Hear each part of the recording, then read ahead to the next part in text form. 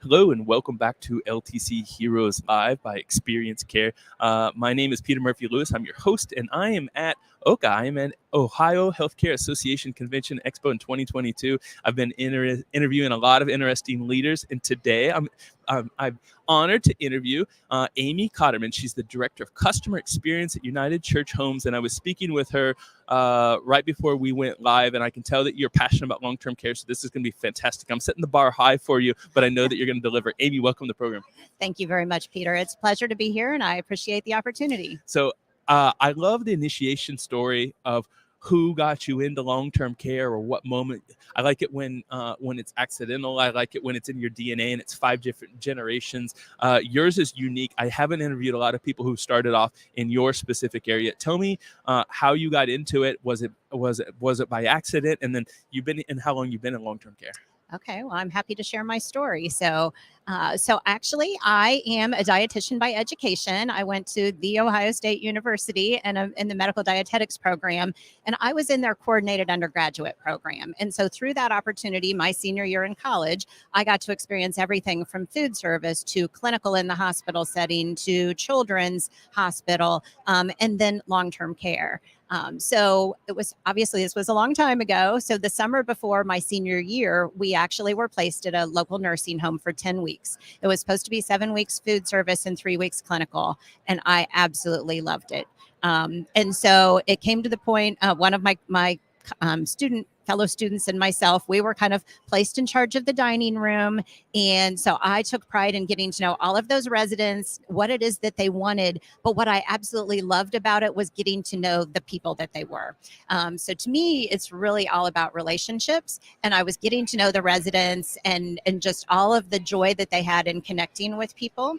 And so later on in my senior year, I also had another senior living, more clinical 3-week rotation, which also just went extremely well. So I left school knowing that I did want to be a clinical dietitian, that I probably was going to start work in a hospital because I knew then and there that I was going to move into the senior living aging services field at some point in time. And pretty much I went to a hospital for 8 months, and then United Church Homes gave me this unbelievable opportunity at the time at a very young age to be their corporate dietitian, and I jumped at the chance. I want to go back and try to uncover what emotional, I guess, what you went through experientially, emotionally, when you identified that is where you wanted to be. And you said it was getting to know them. Do you know if it was it through your love languages? Was it through you asking questions? Was it through you reading their faces and realizing that you were giving them quality through happiness? Can you remember what you went through? I do, because it was all of the above. And so I think one of the things that, again, this is unique to each individual, but when it came to know me, I'm the type of person that I like to know that I'm making a difference. And so when I was working in the hospital, I was getting to know people, but quite honestly, those people were generally in the hospital a few days. So, you would get the basic information from them. You were starting to get to know them and completing an assessment. But then once they left, you never knew if your paths were going to cross again. When you were in the senior living setting, you got to see them day after day after day. And so when you're working with them, whether or not it was for, providing diet education or just trying to gather information or to find things that they're willing to eat, you start to know elements about the people.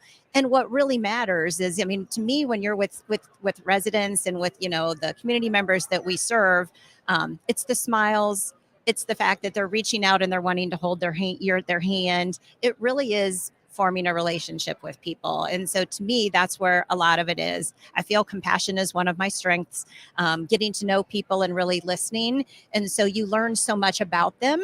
And when they're asking about you and your personal life and you're getting to know them, it really is through those connections that you can really help best serve that individual.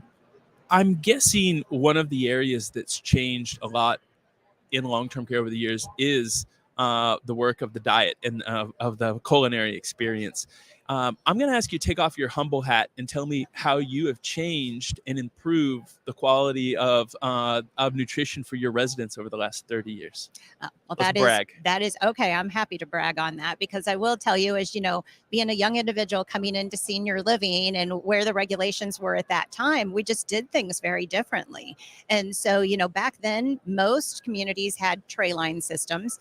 People were, you were taking a look at their diets. You weren't necessarily asking people what they wanted every single day. You had their likes and their dislikes from their diet history. That would be entered into a tray card system. And then you would just be basically following whatever the menu of the day was, and you would be serving that from a tray line perspective.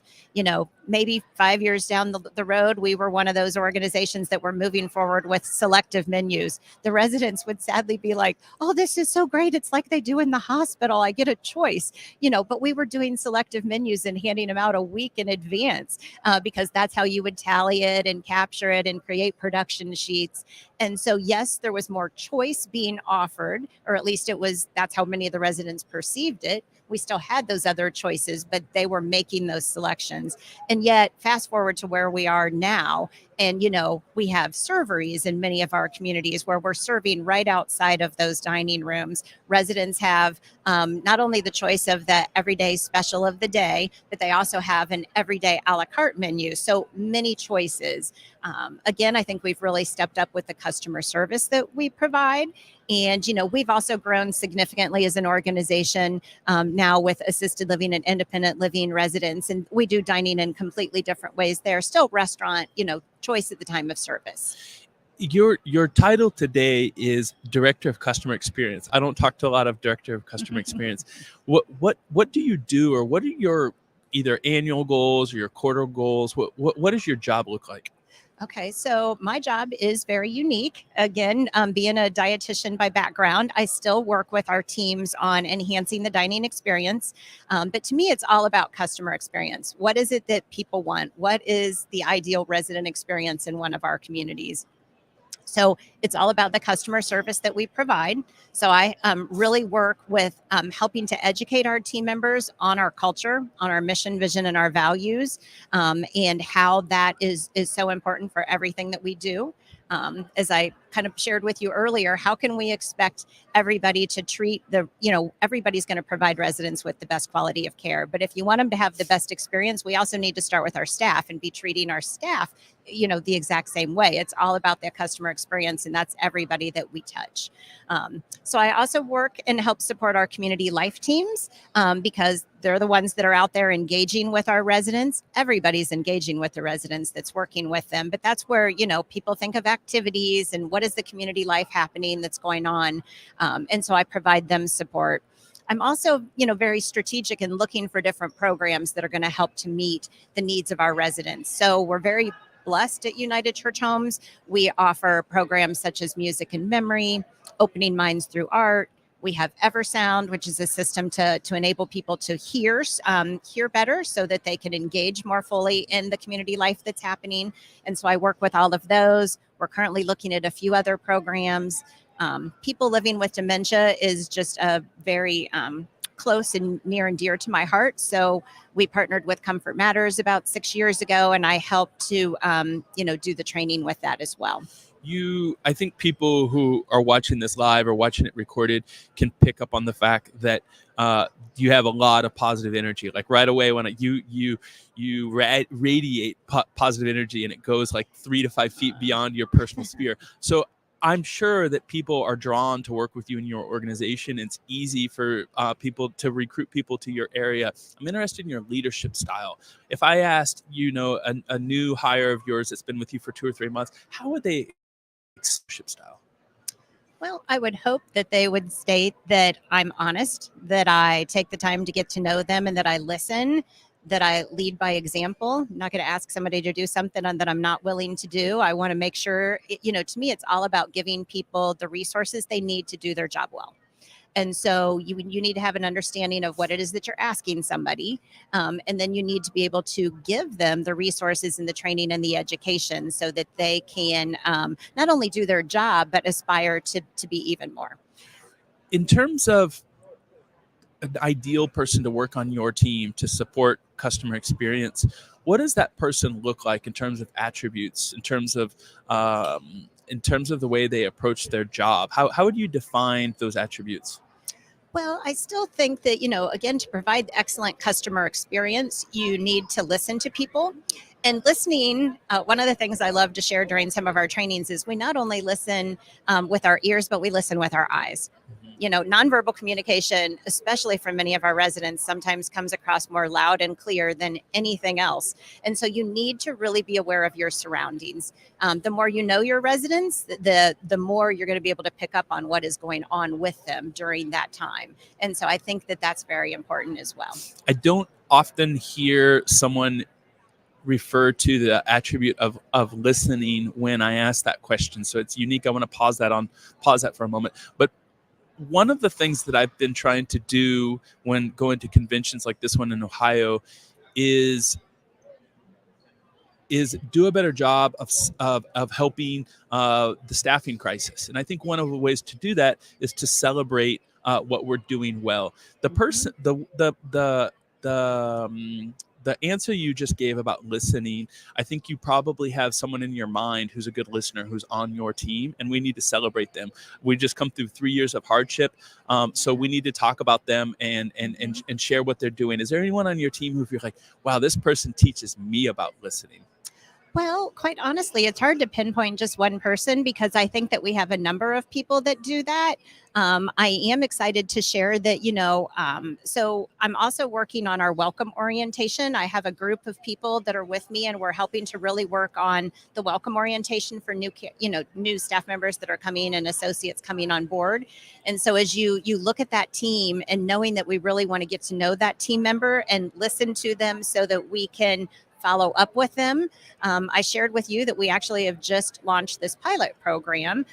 So Talent Ambassador, we're calling them a joyologist. And so there's going to be much more information to come on that, that we're going to want to be able to share with others in the days ahead. But that is a person who Renee is doing a great job. I will use Renee Wilborn, and she is part of, an expanded part of a team that a number of us are working with.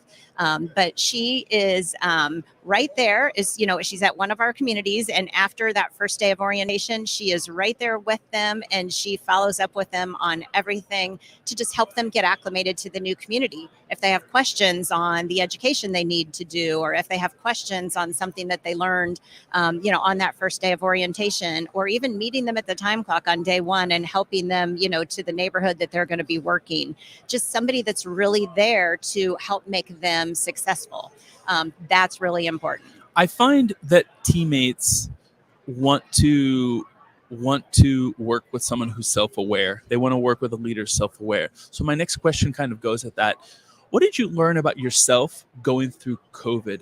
Whether you learned that you need to communicate better under stress, or you realize that when you're under stress, this is how you act and you do this extremely well, or you don't deal with stress and you need to find a right-hand man or a right-hand woman who helps you because you're do something else better. Mm-hmm. So I had been actually in a leadership class right before COVID happened, and we actually went through reading the emotional intelligence book and taking that test that goes with emotional intelligence. That was probably I couldn't have been more thankful for the timing of that. So, with emotional intelligence, you're looking at your self-awareness as well as your social awareness. And I think the timing of all of that was just perfect. So I think as you look at yourself as a leader, what we learned through COVID, you needed to stay calm. Again, I can remember we had such great leadership, and I am so thankful for the leadership that we had, at our organization during that time. But I remember we started having these Zoom meetings. We did not gather with all of our teams on Zoom nearly as much until that all started. And I remember that very first day as things were shutting down, that again, and to me, I'm still very resident focused and I'm staff focused. Nobody knew what was going to happen, but I said, our hospitality is more important now than it has ever been before. We need to remember that. We just closed we don't know when families are coming back in. we don't know what's going to happen here with this COVID. We didn't know. Everybody originally thought, oh, this is a couple of weeks to stop the spread and we'll, be getting back to normal. Well, that didn't happen. And so I think you have to stay calm. You have to do your best to just lead through. You have to really rely on your team members. You have to have trust in one another, that you're gathering the best information and that you're collaborating together. And then you are getting that information to your team members and all of your different communities as quickly as you can, and then be there for support. I mean, because many of us took on multiple roles. I mean, I was the person that helped keep the burn sheets. So, I mean, within a week, I remember everything closing down, and the initial thoughts were, how are we going to do dining? Because we just had to close all of our, dining rooms. So that first day back, had an immediate call, our call with all of the administrators and all of the dining directors. The next day was with all of the community life directors. We have got to get as creative as possible. We're going to be going room to room. What are some of the things that we're going to come up with? Let's collaborate. Let's share best practices, because everybody's going through this. Unique buildings and different residents, different setups. Our communities don't look the same, but we're all going through the same thing. Amy, from a young age, you knew that you wanted to work in long-term care. So this question might be a little bit harder for you, maybe not. I find that long-term care changes who we are outside of the workplace. It changes who I am as a father. It changes the way that I approach my neighbors, my community. Has long-term care changed you outside of work? And if so, how? I think so. I think, I think part of the reason that I was drawn to it is that I was very familiar with the setting. I mean, growing up, I went to church. My youth group, we actually went and we caroled through the halls of a local, nursing home. We took, baked goods to people that were there. And then I had a grandfather that lived there. And so, from a very young age, about 13 on, I was going and visiting him when he was there. So it wasn't, to me, there was a lot of life that was happening there. And so for some people that when they view senior living, they think of it as very depressing. I mean, I know multiple people that are like, how do you do that? Like, how do you work there day in and day out? And I was like, you just have to get to know these residents. Like, the stories that they have to share, you can learn so much from them, and they want to be able to teach us. And I think that's the biggest thing, that I've been so fortunate for through the evolution of my role, with United Church Homes and helping to lead our culture change transformation, is I look at the residents we serve maybe through a different lens than people that aren't experienced in senior living. They're people that are well experienced. I help to implement our culture change vocabulary. And one of those very institutionalized words is elderly. It's a word that I really dislike. And if you look up the definition of it, it'll tell you that if you're 65 or older, that you're elderly. Well, I would bet you that there's a far majority of people that are 65 that don't see themselves as elderly. Okay. And yet when you ask the residents what that word means to them, and they just, to them, they're like, well, that's old. That's older than us. We see ourselves as experienced. We're parents, we're grandparents. We know things. We can teach you if you only listen. And so to me, that's why listening is so important, because you can learn from them. I like what you were I feel like you were talking about some of the intangibles that we learn from working in this industry and with the senior population. I think for me, and I'm going to ask you probably what's your favorite intangible. Mine is, I think that they keep me grounded. They make me aware of my own mortality, which makes me appreciate the moment. What's an intangible that you think that if we did a better job of explaining this to a 16-year-old or a 20-year-old, they'll realize this is not about the wage. This is not about schedule. There's something else that we take home from this. I'm glad you asked that. So one of my things that I'm very proud of is that I have had the opportunity to mentor many students through the years. I'm a preceptor for Ohio State's medical dietetics program. And when all of those students come for the first day, and this is where kind of you don't like to look at it this way, but there is so much ageism in this country, quite honestly. And so you bring these very young adults into your communities, and you're like, so what do you think you're going to expect here? It's going to be a bunch of old people with gray hair and glasses and walkers and wheelchairs. And they're not necessarily looking forward to their long-term care rotation. It's not necessarily what they expect to be the favorite of what they're going through. And yet by the time they're leaving, they're so thankful. And what I love is, and so I always tell them on their first day, number one, we're going to look at each resident as an individual. You're coming from theory. We're now going into practice. They've specialized obviously in dietetics, but I said, we're not going to base what the diet's going to be based on a resident on a certain diagnosis. They're not all the same. We're going to listen to them and then tailor to them specifically. And I want you to take the time to get to know them. So I will take them to various different programs that are outside of dietetics just to give them that exposure. And they always leave with a completely different mindset coming out. And I know that through the thank you notes that they send and information that's shared from their preceptors or actually their professors. So to me, that is probably one of the most rewarding things, is that I do want people to see senior living and aging services kind of through the lens that I do. You can make a big impact. And I think what a lot of people don't understand is that people that work in our area, you become family to these residents. And for people who have maybe they have some cognitive deficits that decline throughout their time with us, you eventually then become the voice for them. If you know them, you are the advocate for that resident, and you can continue to be the voice of that resident by honoring their routines and their preferences and doing the things that were important to them when they can no longer tell us what it is. I love the answer. Amy, as we start to wrap up, I want to ask you about why you come to the convention, what you learn from your peers, what are the questions you're having during coffee or during sessions or over dinner. And before you answer that, last night I was watching the basketball game at a restaurant, and next to me there were two individuals. They had no idea that I was at this convention, and they were geeking out on outcomes and how they could improve things in their organization. And I went and told my teammate who works with me, Cameron, I said, man, I felt like a fly on the wall listening to people who are passionate about our senior community, and it made me really proud to be at the Ohio Healthcare Association. Why do you come here? What do you get from here? I am very proud of what it is that we do as an organization, as a profession, as an industry. Again, we need dedicated, compassionate people that are going to be able to help care for, older adults as they, go through life.